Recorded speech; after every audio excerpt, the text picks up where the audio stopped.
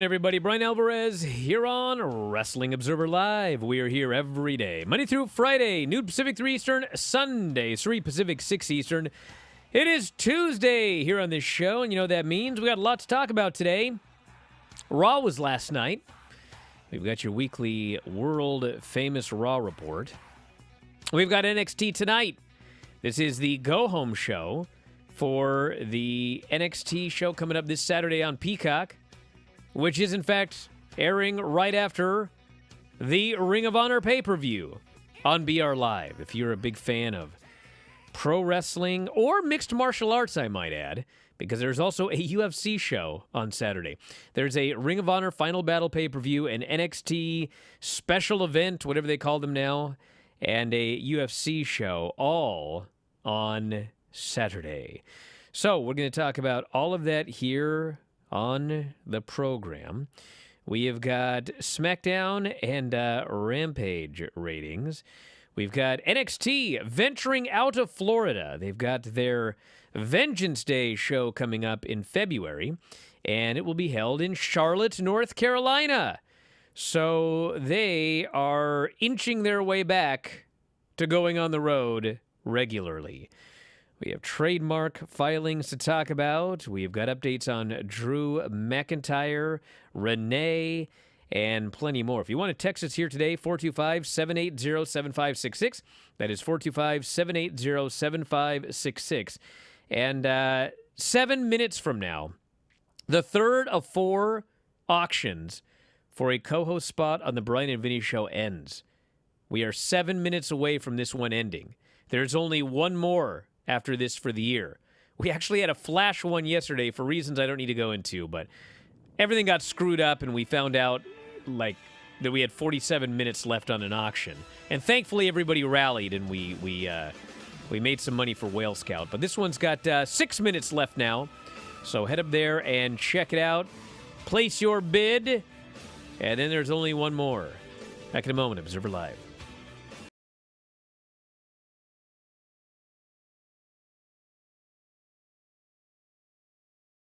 Dear Survivor Series. Question number 1. Where did WWE Survivor Series 2021 take place? A. Chicago, Illinois. B. Philadelphia, Pennsylvania. C. Pittsburgh, Pennsylvania. D. Brooklyn, New York.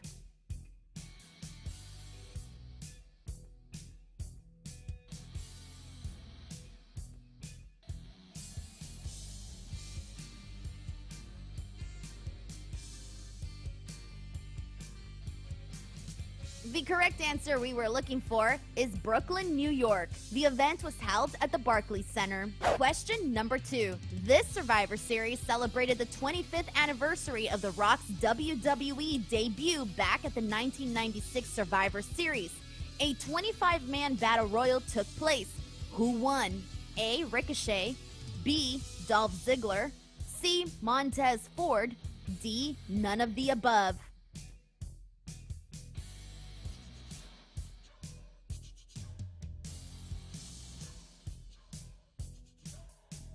The answer is none of the above. While all these names competed, it was Omos who won the Battle Royal. Question number 3. For the Women's Survivor Series elimination match, was Queen Zelina on Team Raw or Team SmackDown? A. Team Raw. B. Team SmackDown.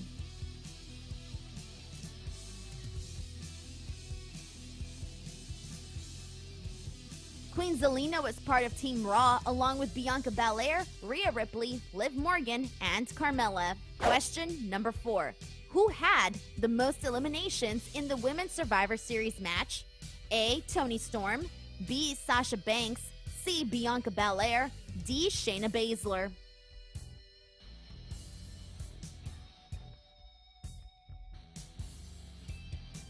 The answer is Bianca Belair. She had 3 total eliminations. Question number 5.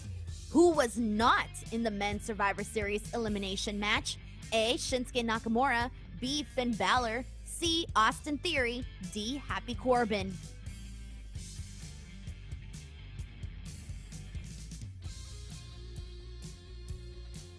The correct answer is Shinsuke Nakamura. He was not part of it because he wrestled Damian Priest that night on the pre-show. Team Raw was actually composed of Seth Rollins, Finn Balor, Kevin Owens, Austin Theory, and Bobby Lashley. They defeated Team SmackDown, which was composed of Drew McIntyre, Jeff Hardy, King Woods, Happy Corbin, and Sheamus. And that's a wrap for this Survivor Series trivia. Hope you guys had a good time playing. In the meantime, let's get back to Wrestling Observer Live.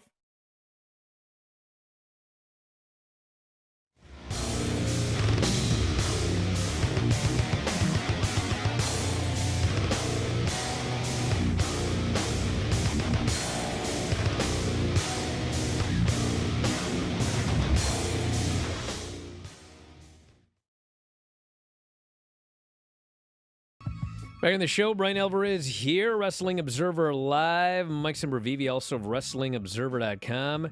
2 minutes and 42 seconds. And the third of 4 Bryan and Vinny co-host auctions will be over.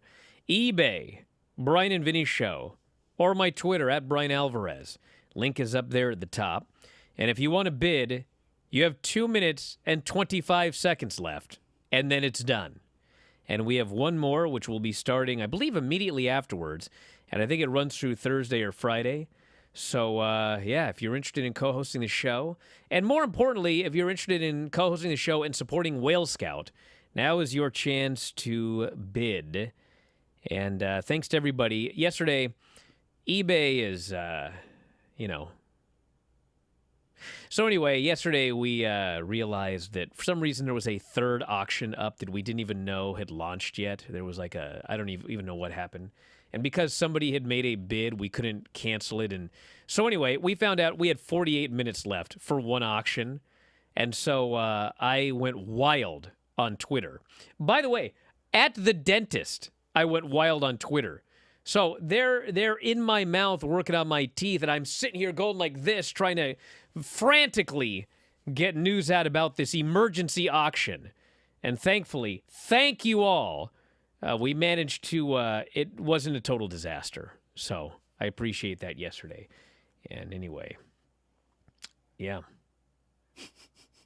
Beats the hell out of talking about Swerve Strickland and Keith Lee, doesn't it? You had to bring it up, didn't you? I did. Hey, listen, I wanted to poke that bear right off the bat. Listen. I just want to say something real quick, okay? So I didn't like Rampage, okay? And we'll get to the Rampage number here in a minute. You know what's funny about the Rampage number that we're going to get to? The issue was not that people didn't like the show. The issue is that people didn't bother to tune in. There was no big drop on it. It wasn't like Rampage went like this. Like, as people were watching the show, like, this ain't for me. About 360,000 people tuned in. About 360,000 people were there in every quarter. Hey, they got a gain in the fourth quarter. And they got a minor gain there at the end. But really, the issue was nobody bothered to even turn it on. That was the problem. Not that they didn't like it. But anyway, I didn't like the show, and I do not like the angle with Swerve and Keith Lee, okay? And I talked about how dumb it was, and why does Keith Lee trust this guy? And then there were people on the board. This was the one that irritated me. They were like, you don't like it because you weren't paying attention. You apparently forgot that they had a meeting and they pushed the camera away, and clearly that's why they're together now. I thought, okay, for two things. First off, I was paying attention. I saw that. That's part of the problem that I saw that, and we'll get to the second part in a minute. But yeah, I saw them push the camera away. You know what else I saw? I saw on Friday when Swerve showed up behind Keith Lee. Keith Lee looked annoyed, irritated, pissed off. He did not look like a guy who, when they pushed the camera away, had a great meeting and they got back on the same page. He looked mad. Okay? Now, here. Forget that angle. Forget it. Okay? I have heard many times that the reason that I don't get a story, or Dave doesn't get a story, is because we weren't paying attention and we missed something, okay? Now, here's a question for everybody. What is the best storyline in pro wrestling right now? This should be easy. Everybody, what is the best storyline in pro wrestling right now? You want me to answer that? Yes. Or you want to give people the time? Yes. Of course, it's the Bloodline. Of course. By miles. Sami Absolutely. Zayn and the Bloodline is by miles the best storyline in all of wrestling, okay? Now, if you have been watching that storyline, there have been a lot of subtle things that have been done. There have been hugs where the guys come together, and then, as the camera's fading away, you see one guy, Roman furrows his brow. He told Sami something, but he doesn't quite trust the guy. You can go through, I don't even know how long the storyline has lasted, months now, but they have had little things here and there on all the shows, small details, that have made the storyline better, okay? But if there was one small detail on one show where if you missed it, the whole storyline goes to hell and you don't get it anymore, that's a bad story, okay? They had a big shift in the storyline, which was Kevin Owens went to pin Roman Reigns. Sami Zayn broke up the referee's count. Sami and Kevin got into a big argument. And then Sami Zayn gave Kevin a low blow. He booted him in the corner. And he said, Jay, who has not trusted him the entire time, Jay, he's all yours. Jay does a big splash, he pins him. And in that moment, the Bloodline all decided that they now trust Sami Zayn. This was a big moment in a big match on a big show. It was not some little thing that happened in a backstage segment where if you went to the bathroom and missed it, now you just don't know what's going on, okay? The big thing that happened was in a big match on a big show in a big moment. Look, dude, there was a SmackDown that my DVR didn't record. I missed the entire SmackDown show. I still know everything that's going on with the Bloodline storyline. So a lot of times people will go, well, you don't get this AEW storyline because you missed a segment backstage. Bro, that's not a good story. If I miss one segment backstage and now I have absolutely no idea what's going on in the story. You should be able to miss a detail here and there, and the overall story still makes sense, and you still like the story. If there's a big twist at an AEW pay-per-view in a main event, and you don't watch the pay-per-view, and now you don't understand what's going on, okay, you clearly missed an important thing. But the meeting where Keith Lee pushed the camera away, if that's what ties this storyline together with Keith Lee and Swerve, this is not a good story. By the way, that pushing the camera away thing, I could be wrong about this, but I think that happened on Rampage. And, dude, people are not watching Rampage. If your storyline falls apart because you booked something on Rampage, then the issue is you booked it on Rampage. 300, what's the number here? 300 and what? What was Rampage's number? 353. I can't remember what it was. 361,000 viewers and a 0.08. Nobody wanted to watch the show. That's the issue. Like, the good thing is I thought the show was horrible, and luckily nobody watched it. So maybe they get back on track on Wednesday. But you should not be booking storylines where if you miss literally it was a 30-second segment backstage that may have been on Rampage. I don't know if it was on Rampage or Dynamite, because I actually I actually watch all these shows. I mean, if that's the crux of your storyline, I mean, I don't know what to tell you. And even then, I still think the storyline sucks because I don't know why Keith Lee trusts this guy. They had conversation after conversation after conversation. Keith told him over and over and over and over again, I don't want to cheat. I don't want to cheat. I don't want to cheat. And finally, on a major pay-per-view, he was so sick of the guy trying to cheat that he walked out of a tag team championship match and he was done with the guy. Now you're telling me as a result of a backstage segment, he's cool teaming with this guy again on the Ring of Honor pay-per-view? I think that's stupid. I don't care if they had a private meeting. It doesn't make sense for the Keith Lee character to trust this guy at all.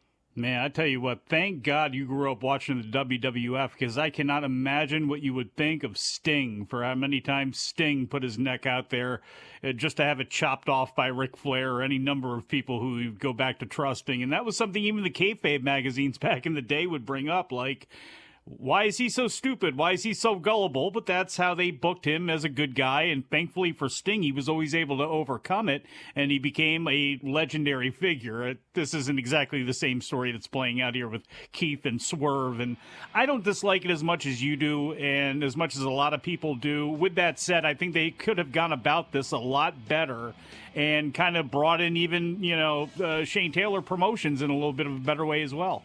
Back in a moment, Observer Live.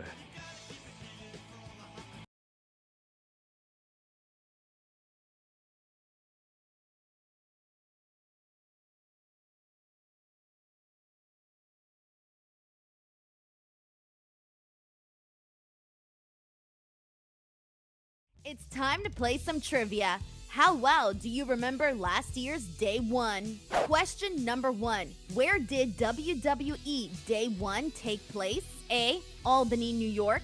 B. Boston, Massachusetts. C. Atlanta, Georgia. D. Atlantic City, New Jersey.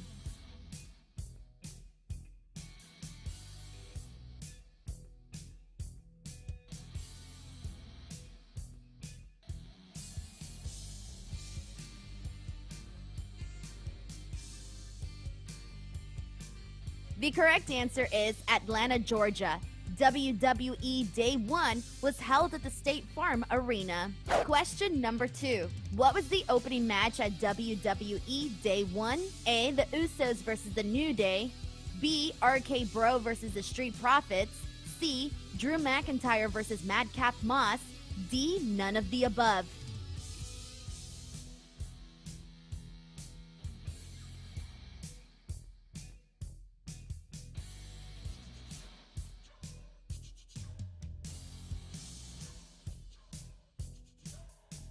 The answer we were looking for is the Usos versus the New Day. They kicked off the main card in which the Usos defeated the New Day to retain their WWE SmackDown Tag Team titles. Question number 3. True or false? Maurice interfered in The Miz's match against Edge, thus allowing Miz to get the victory. A. True.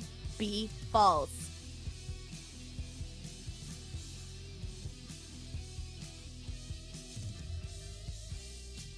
The answer is false. Maurice did distract the referee, but it was Beth Phoenix who came out and chased her away. Edge then hit the spear on Miz to get the victory. Question number 4. Which of these names was not in the Fatal 5-Way match for the WWE Championship? A. Seth Rollins. B. AJ Styles. C. Bobby Lashley. D. Big E.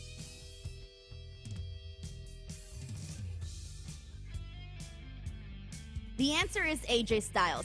He was not in the match. The Fatal 5-Way included Brock Lesnar, Big E, Seth Rollins, Kevin Owens, and Bobby Lashley. Question number 5. Who did Brock Lesnar pin in the Fatal 5-Way to win the WWE Championship? A. Kevin Owens. B. Bobby Lashley. C. Big E. D. Seth Rollins.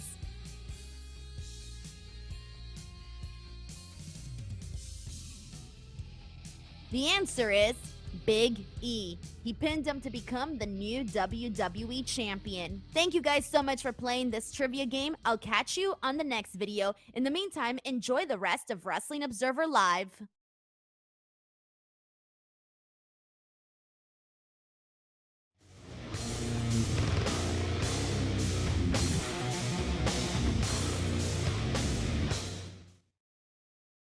Back on the show, Bryan Alvarez here, Wrestling Observer Live. Mike Sempervive, also of WrestlingObserver.com.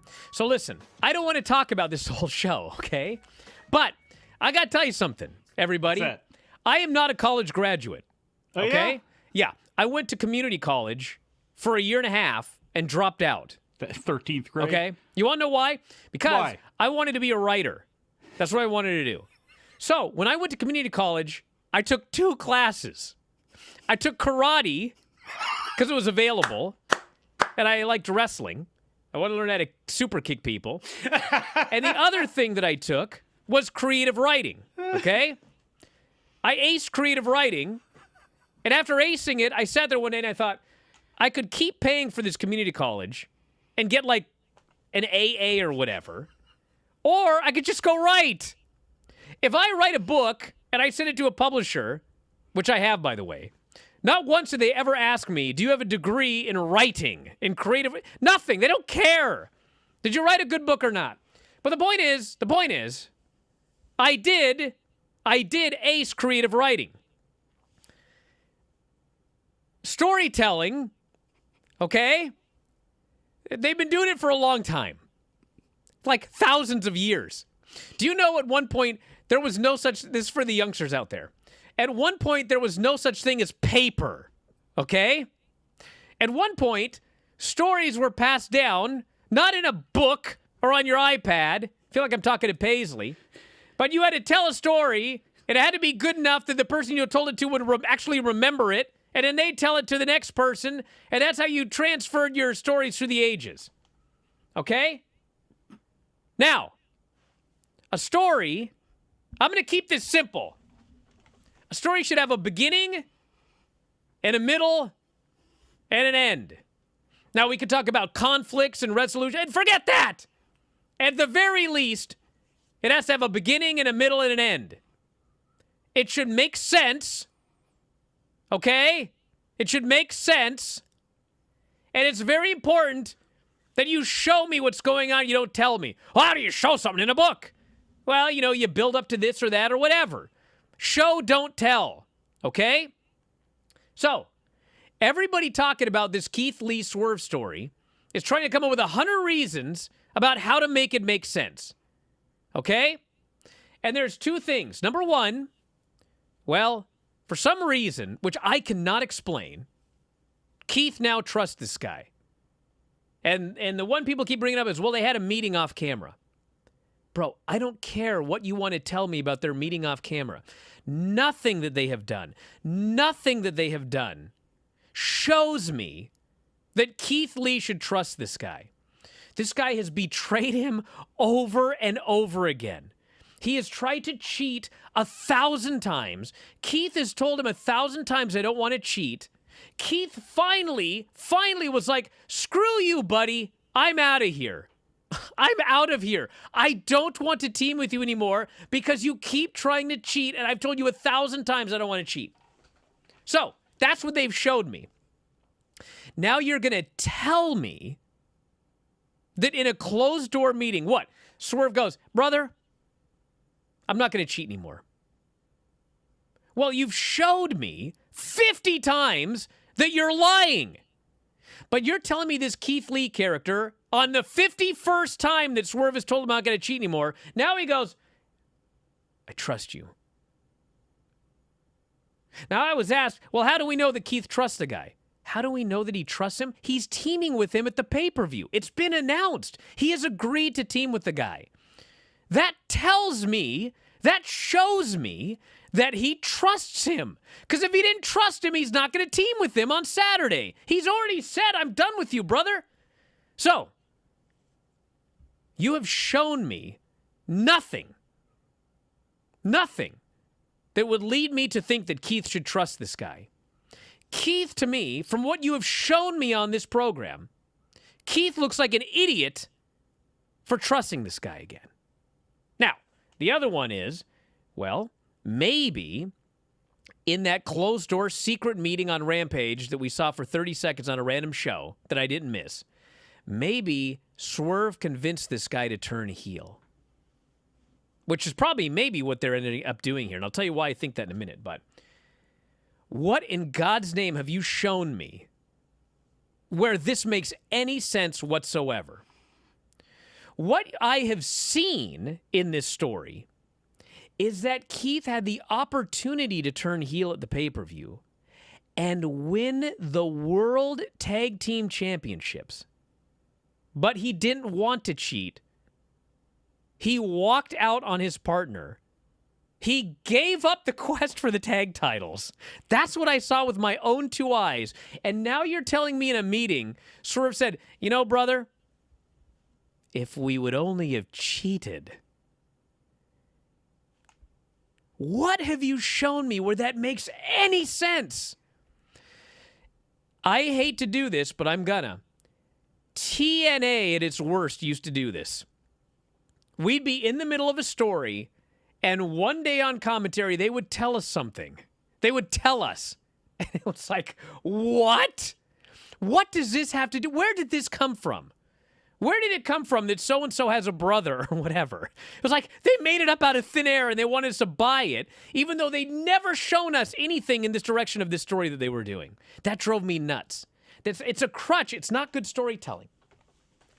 Now, why do I actually think after all that what's going to happen is Keith is going to turn heel at the pay-per-view? Because for a while, they were building up Swerve trying to convince him to turn heel. And I thought they were going to do it at the pay-per-view, but they didn't. What happened was Keith had enough of this guy, and he just gave up on him, and he walked out on their team. But if you recall, they had two other storylines on that show where the question was, is a guy going to turn heel or not? So what I think, I'm not reporting this is what I think as a viewer, I think Tony didn't want to do 3 of the exact same angle on the same pay-per-view. And so he came up with an idea to stretch this out. But in stretching it out, well, now, this doesn't make any sense to me. Now, if you're fine with it, that's great. If you're fine with this, you know, they're just telling me that Keith finally decided after all that to turn heel. If you're fine with that, fine. But to me, it doesn't make any sense whatsoever when I look at this storyline as a viewer, having watched it for months, and I don't like it. If you do, fine. We'll see what happens on Saturday. I just wish they could have given us more of a peek into the mind of Keith Lee, because we always have an interview broken up. We don't even have a quick thing as they go to commercial, maybe 15 seconds, and somebody asking them about why he does trust Swerve and the fact that he did. I don't think there's been enough of that, and I don't think you need to be hammered over the head with it, WWE style, like DJ brought up in the chat earlier, but I do think you need to do that. And I don't know. Do you have a dog? Well, we're watching a dog right now for money. Another dog running in on my show. God. Guess what kind of dog it is? Yes? Shih Tzu. Of course it is. It is. Don't blame me. That's the American Kennel Club's problem, okay? But I think I don't think this has been anywhere near as bad as some of the stuff that we've gotten on Impact. I just think they've been a little bit sloppy about it. And again, I don't know where this is going to lead. I don't want to see Shane Taylor debut and then lose. And I know J.D. Griffin is J.D. Griffin. We don't really know of J.D. Griffin. I was going to say, who is J.D. Griffin? Exactly. Can you explain So this to me? he may be a guy that could take the fall in this thing here, but you know, to have Shane Taylor, who's got a beef with Keith Lee, the fact that his partner walked out on him, you know, that deal where Swerve ends up walking out on Keith, you know, and he's the one who walks away from him because that's what Keith did to him. And how does that feel? Shane Taylor, you know, they double team and get a victory there. God. You know, it's Keith I'll take would that. look like I'm doing a new Geek of the Week theme contest. If Swerve walks out on Keith Lee and he gets double teamed and pinned on Saturday, he is the Geek of the Year. There should be a new category in the Observer Awards for a Geek of the Year, and that would be Keith Lee if that happens on Saturday. Hey, that's happened in pro wrestling a lot over the years. So again, you know, it's just a matter of how long does the match go, because that's always bothered me over the years. Geek Lee. Geek Lee, there you go. But Hey, let's move on because I'm sick of this discussion. Fair enough. You know what's funny on my timeline yesterday? What's that? People went crazy about the SmackDown number. Oh my God, they said. I can't believe that SmackDown was halved this week. What happened? Only 902,000 viewers? It was on FS1, everybody. It's one of the best numbers they've ever done on FS1. People get so mad that we discuss ratings, but like it doesn't matter how much we discuss them. People at this point in 2022 still can't figure out that if SmackDown goes to FS1, it's going to be halved. So anyway, it did 902,000 viewers on FS1. It did. I like the Which actually was not bad for FS1. I It like actually was the a AEW. decent number. Yeah, it was, and that's the thing. It's one of the best numbers they've ever done on there. And you got AEW fans trying to play that number out as to make themselves feel a little bit better. And I'm not talking about every AEW fan. I'm talking about the stand-up types or the kneel-down types, whatever it's going to be on AEW's side of things. Those people, and they're usually the WWE ones, are the most annoying there. But like those folks trying to like throw shade at that number when Rampage is doing what it's doing, you may want to pipe down a little bit. Yeah, it's like, what's funny is I listen, I understand Easter eggs are cool and everything like that, and I like subtlety in my storytelling and everything, but man, you guys want in-depth, like deep storylines? These people can't even figure out why numbers would be halved on FS1. Bro, you got to simplify the stuff for these people. Back in a moment, Observer Live.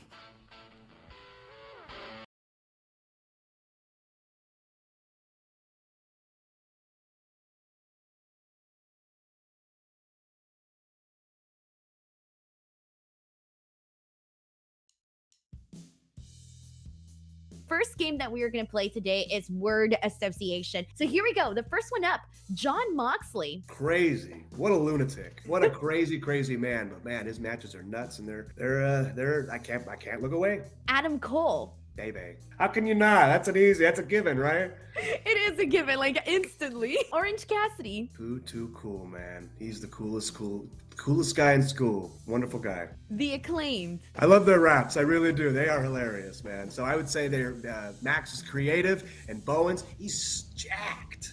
Darby Allin. Let me change the word. I said crazy about John. Darby's a lunatic. A lunatic. He What's is the craziest thing you've seen him do? Exist.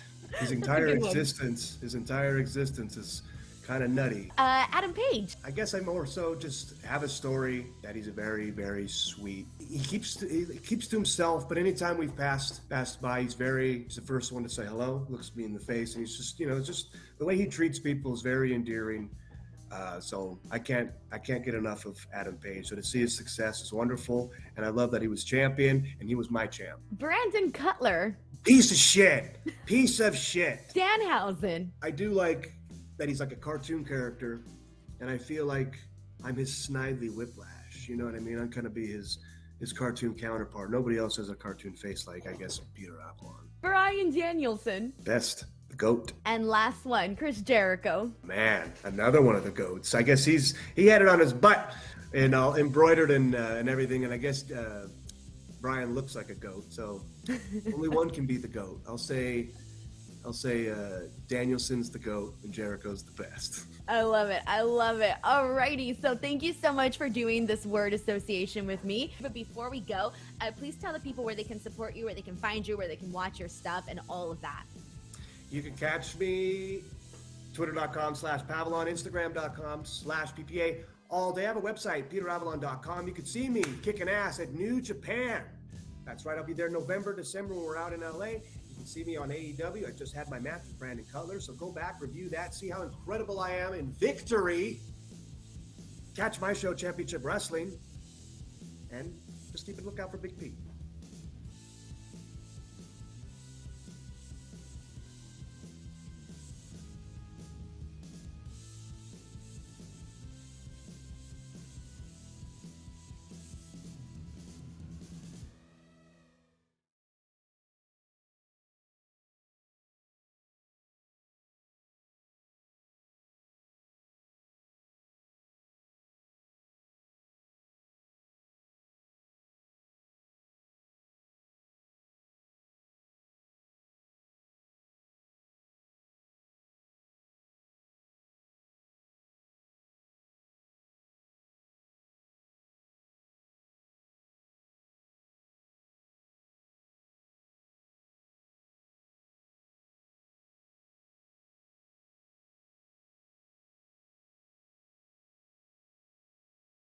You know, there's a segment on Raw which we're going to talk about here. Oh, yeah? I can't even believe I'm saying this because the last thing on this earth I need to see again is Alexa is the female fiend. But there's a segment where Alexa's backstage. She's getting ready for her main event, and she's twiddling her thumbs or whatever. And way in the background, there's a TV. And if you're paying attention in the middle of the thing, there's a flash, a Bray Wyatt gimmick on the TV. And they don't call attention to it. She got her little doll next to her. She's just doing her thing, okay? Now, clearly, what they are doing is a long, slow build to Alexa Bliss turning heel and probably being aligned with Bray Wyatt or Uncle Howdy or whoever again, okay? That's clearly what they're doing. And if you've been watching the show, this has been going on for months now. You know, she came back and she looked like she didn't want to be there, and the announcers are calling attention to it. Like, she looks like she doesn't want to be here. She looks like she's not into it. She will be doing a segment, and there'll be a flash of whatever in the background. They did that angle last week where all of the women are talking about whatever, and she's just blindly staring off into space, and then they ask her what's going on. She's like, oh, yeah, it was great. And then they move on. And every week there's a little something, okay? But if you didn't see the TV last week, it doesn't matter. The story does not fall apart if you missed that flash over there on the television. If you weren't paying attention while Bianca was talking and you didn't see Alexa staring off into space blankly and she does her thing and you just didn't make much, it doesn't matter. The story doesn't fall apart. There are little seeds that are planted every week in this story. And if you miss one of them, or you miss a different one, or you miss a show, the overall story is unaffected. That's how this should be done in wrestling. If you miss one little thing on a random show in a backstage segment and the story goes all to hell, that is not a good story, as I mentioned earlier. Now, there's not much to talk about with this Raw. We'll make it quick. Then we can talk about other stuff. So it opened up with, they announced Riddle and Elias against the Usos for the tag team titles. The Usos beat up Elias backstage. He's killed. And so Riddle comes out and announces that he's got a replacement partner, which actually is better. It was Kevin Owens. So we have Kevin Owens and Riddle versus the Usos. 15-minute match. It was a good match. And in the end, they hit the 1D on Riddle and they pin him. And then there's a big brawl afterwards.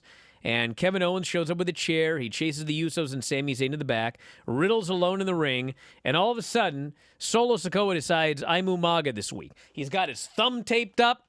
He's doing the running hip attack in the corner. He kills Matt Riddle. And then he puts a chair around his neck, puts him in the corner. He does the running hip attack to his neck. And they sell it like Riddle's done. They stretcher him out. They put the neck brace in. It looks like Riddle's out. I don't know what's going on. I don't know if it's a legitimate injury and they're writing him off. I mean, he wrestled for 16 minutes, so it doesn't look like it'd be that bad.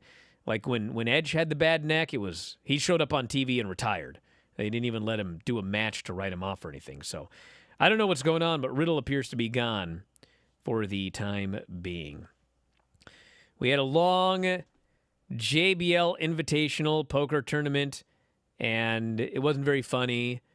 Dexter Lumis won a lot of money, and as we'll get to, the storyline is that Miz is broke. He's not in poverty or anything like that, but like he has no fluid cash or whatever they call it. Liquid cash, thank you.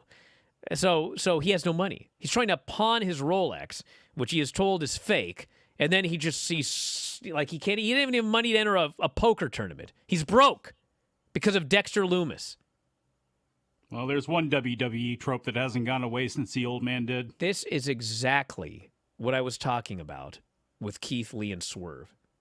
You're telling me out of the blue. This is like when they did it with Shawn Michaels. Remember when Shawn Michaels one day was broke? Big Show? Or when Big Show suddenly invested in a strip mall and he's got no money? These stories suck. Miz has been in this company for 15, 17 years. He's got a giant house. We had Miz and Mrs. And now one day, all of a sudden, He has no money anymore. He's no broke. Cash. Nothing. He's broke. Stupid is what Not this even is. a roll of quarters, my God. No. So then we had 2 three-ways, and the winners will face off next week to face Bianca. So it's going to be Bayley, Rhea, and Asuka. And before the Bayley match, you know how they do this. Becky comes out and they talk for like 15 minutes. I don't even know what the point was. It was like, someday we'll wrestle again. Cool. So then we had Bayley, Rhea, and Asuka, and Bayley won in 15 minutes, and it was a pretty good match. It was a three-way, so it's just like they came up with 8 million spots. Most of them looked good. There were a couple that didn't, but overall it was fine. Asuka and Bayley at the end had a great back and forth, and then Bayley hit the Rose Plant and pinned her, so she's going on in this mini tournament. We had a Seth Rollins, Bobby Lashley segment, both classified as baby faces. Seth Rollins is the most annoying human on the planet. He's mocking and ridiculing Bobby Lashley for losing to Brock Lesnar. You just want Lashley to kill this guy. He goes to kill him. They send out all the geeks, and Lashley accidentally spears Pete Williams. That's Pete Williams, agent. I always thought his name was Petey Williams, but apparently his name was Pete Elrond Williams. Pete E. Elrond? Williams, I think is his name. But on this show, he's grown up now. He's always going to be little Papa Pump to me. Pete Williams. And then later, Lashley is chastised for accidentally killing Pete Williams. Even though it is acknowledged it was an accident and he didn't mean to do it, they still are mad at him. And he's like, why? I didn't do anything wrong. So he's been warned, don't have an accident again, or else. But Seth Rollins, who instigated all of that, nothing happened to him. Nobody talked to him. Nobody told him about any accidents. I think Bobby Lashley might have a case here. Lenny wants me to tell him again how this is so much different than when Vince was. Bro, go back 6 months and watch the show and get back to me. You won't make it through the 3 hours. It's 50 times dumber. It doesn't mean that there aren't dumb things on this show. Nobody said that it used to be dumb and now it's dumb at all. It's not dumb at all. It used to be every segment was stupid and lame, and now it's not. There's still stupid things that happen, but you know what? On Impact, a guy got stabbed in the heart and killed. That's stupid. Okay? On Rampage, Keith Lee trusts Swerve. That's stupid. I watch New Japan and Evil and the Bullet Club destroy every match and the ref just stands there. That's stupid. There's stupid stuff that happens everywhere. It used to be way more stupid. Now it's much less stupid. Poker tournament, set up some matches. Austin Theory versus Ali. So the story here is that Ali keeps complaining, which is true. Austin Theory says, you complain too much, which is true. He tells him, I'll give you a title shot tonight, but if you lose, I don't ever want to hear you say the word opportunity again. You're done. So they do the match. Of course, Theory's killing the guy. And then Ziggler shows up, and he attacks Theory for the disqualification, which means Ali has lost via DQ. And that means he can't say opportunity again, thank God. And so, of course, Ali is mad at Ziggler. Ziggler's like, dude, I don't care about you. I'm getting my revenge on this idiot. And they get into a big argument, and Austin Theory ends up laying both of them out. Well, that's not a great way, but it is one way to get to what's probably going to be a pretty cool three-way match. And then we had AJ, Carl Anderson, and Luke Gallows versus the Alpha Academy and Baron Corbin. It was a good match, but we see these on every show now. We got a 6-man match. It's got to go 15 minutes. Get the heat on one guy, he gets odd tag. Get the heat on the other guy, he gets odd tag. Everybody hits a big move, you get a finish. I don't got anything wrong with it, but when you do the same basic thing on every show, you are going to have a turnoff factor because that's just what people do when they watch wrestling. And they hit the Magic Killer on, of course, poor Chad Gable, the most talented guy maybe in the match, and they pinned him. And it was fun. They really don't use Otis's Midwestern self enough. They really don't. Him saying sausages and being back there talking about all that stuff, and they really need to use. He was the only funny thing about the poker. They have got to bring back Shakes and Weights Otis. Please bring that back somehow. What was the line that he had? Was it Shakes and Weights? No, he was. Besides Mandy? No, Mandy! No, you idiot. Last night. Oh, they were in the last night? poker tournament, and somebody had said something about... it was some poker tournament. He thought they were talking about food. Yes. How do they taste? That was... that's right. That's what it was. What was this, everybody? That was funny. That was actually funny. Otis being big and fat and loving food, he's the American Super Porky, but he's underutilized. And we had Dominic versus Akira Tozawa, 3 minutes. This was set up in the poker game. Akira Tozawa does not like cheaters, and Dominic tried to cheat. So Tozawa challenged him to a match. The finish, this poor Tozawa, he jumped 500 feet in the air off that top rope for the giant back senton, and Dominic moved, and he fell from like 500 feet up in the air, and he crashed. And they immediately cut to a shot of Rhea, and she's laughing at this guy. I was like, oh, this poor guy. And then he got frog splashed and pinned. I did like it because Dominic goes up to the top, and Corey goes, watch this shimmy. The women go wild. And then he didn't do a shimmy. Just did a frog splash. I did like Dom putting himself, if you got a problem with me, you got a problem with the whole Judgment Day. You can see where that's going to lead one day. Roger says this is lazy comedy. Look at the big fat guy who loves food. Have you seen their alternate comedy? Big fat guy who likes food is the only good comedy they've got. Look, John Panette, and there's been plenty, Ralphie May. If you're funny with the jokes about the food, then great. If you're not, then you're not. Bastion Booker, great example. And then the main event was Alexa Bliss, Nikki, and Becky. And it was hit or miss. They had some stuff that was way off. They had some stuff that was good. In the end, they built up Becky and Bayley in that opening segment. I guess just as, to swerve you. Because Alexa Bliss got the win with Twisted Bliss on Nikki Cross. This was after Dakota and Io had beaten up Becky. And so next week, it is Alexa versus Bayley, and the winner gets Bianca. And we'll see what happens. We'll see how fast they pull this trigger on the Alexa Bliss heel turn.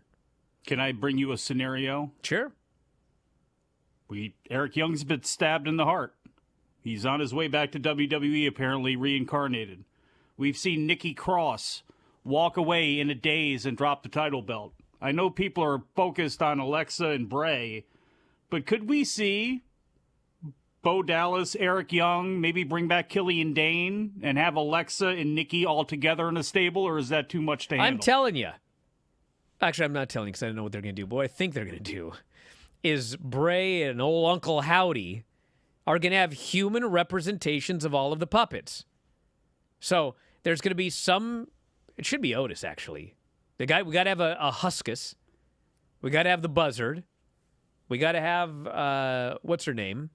The Witch. The Witch. Or the what the hell was it? What was her name? Everybody. Who's funny? The poor guy who kept getting killed? That would be Eric Young. He would be the rabbit, wouldn't he? He could be a Ramblin' Rabbit. Yeah, Ramblin' Rabbit was the guy that was killed all the time and always came back to life. So that would be Eric Young. He just got killed. Now he's on the show. Yes. Yeah, perfect. Sister Abigail. Sister Abigail. Yeah. So I think he's gonna have a stable of 6 human puppets, all in creepy masks, that go around and wrestle. I'm not saying it's going to be any good, but I think that's where we might be going here. Back in a moment, Observer Live.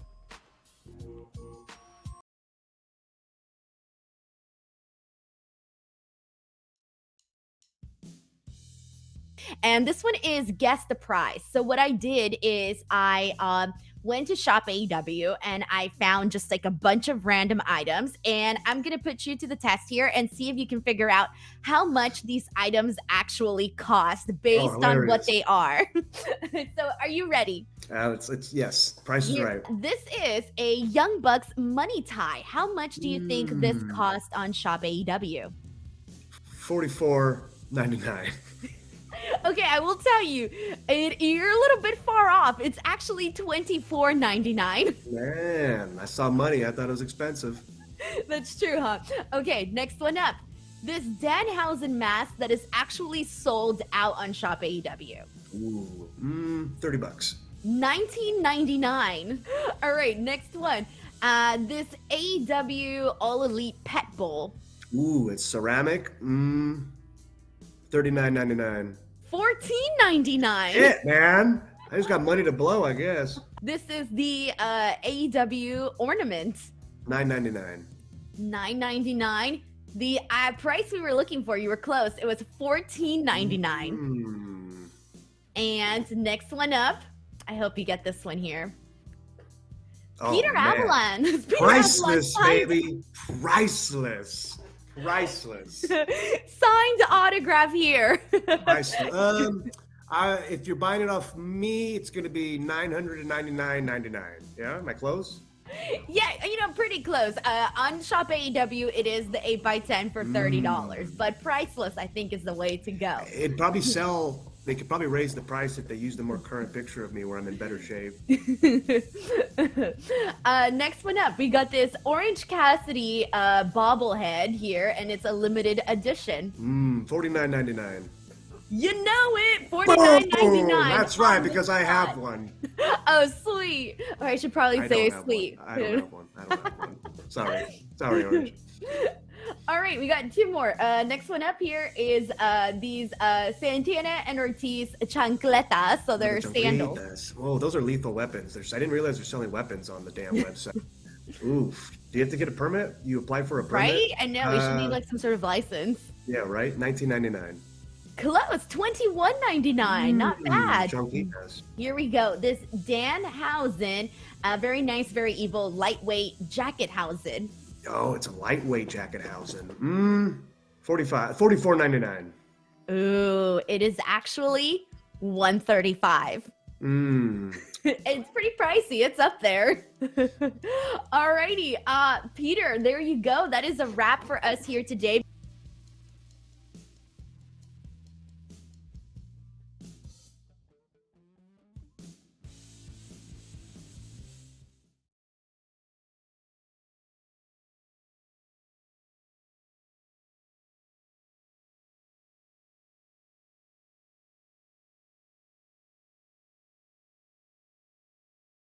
Back in the show, Bryan Alvarez here, Wrestling Observer Live. Mike Sempervive, also of WrestlingObserver.com.